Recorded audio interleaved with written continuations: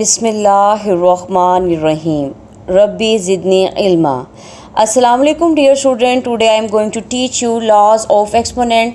Student की laws of exponent law of indices भी कहलाते हैं।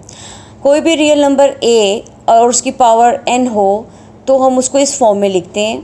Here a is called base and n is called exponent और power. यहाँ पे इसके कुछ लॉज के बारे में पढ़ते चलते हैं student. a raise to power m और a raise to power n हो, जब बेसिस सेम हो और दो नंबर आपस में वो नंबर मल्टीप्लाई हो रहे हो तो उनकी पावर ऐड हो जाएंगी। इसी तरह अगर बेस सेम हो और पावर डिफरेंस हो और डिवाइड हो रहे हो तो पावर माइनस हो जाएंगी।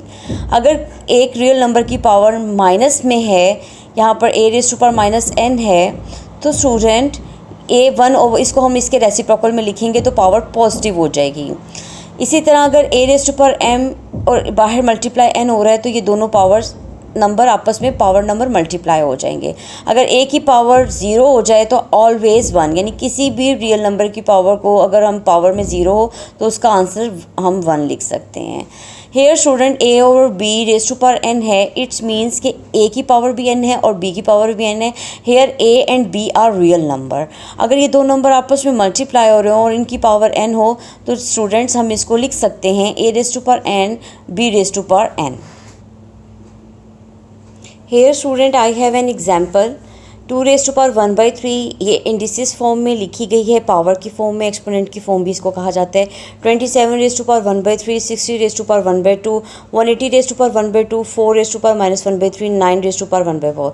फर्स्ट ऑफ ऑल स्टूडेंट हम इसको राइट करेंगे प्राइम फैक्टराइजेशन की फॉर्म में। स्टूडेंट्स यहाँ पर मैंने इसको प्राइम फैक्टराइजेशन की फॉर्म में लिख लिया है।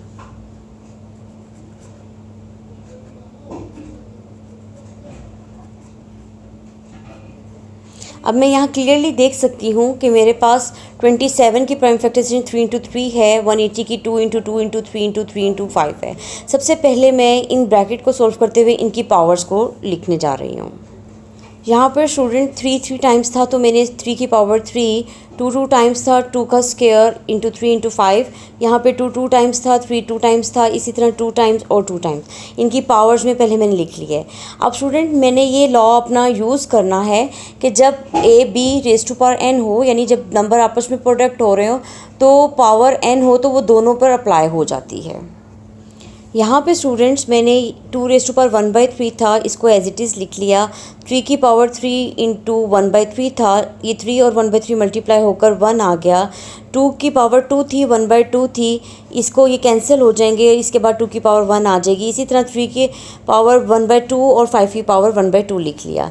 अब मैं स्टूडेंट्स यहाँ पर डिनोमिनेटर में भी 2 की पावर 2 थी और इसकी होल पावर 1/2 थी। जब ये 1/2 इस 2 से मल्टीप्लाई हुआ तो इसकी पावर 1 हो गई। इसी तरह स्टूडेंट 3 की पावर 2 थी और बाहर 1/2 था इसकी पावर में, तो ये 1 हो गया। लेकिन 5 की पावर 1 थी, जब 1/2 से मल्टीप्लाई हुआ तो 5 रेज़ टू पावर 1/2 लिख दिया।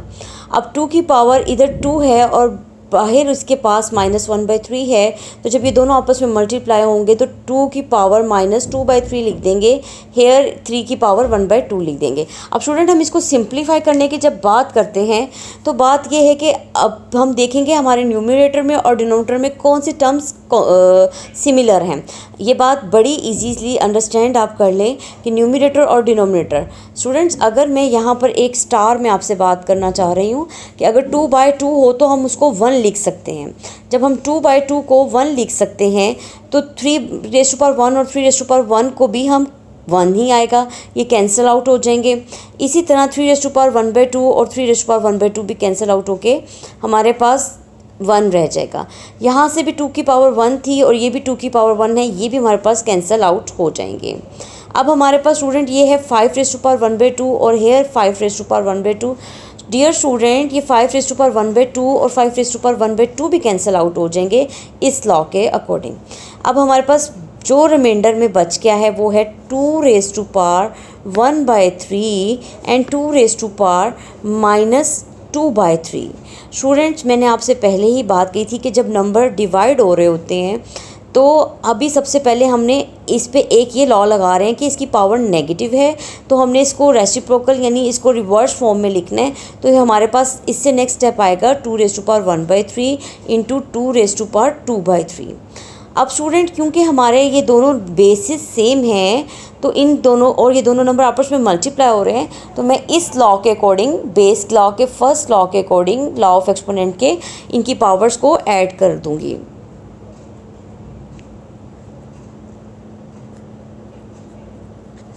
Here 2⁻1.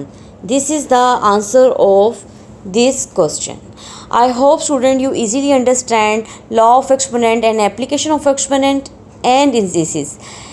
Best of luck student. If you like this video, please subscribe my channel. Allah Hafiz.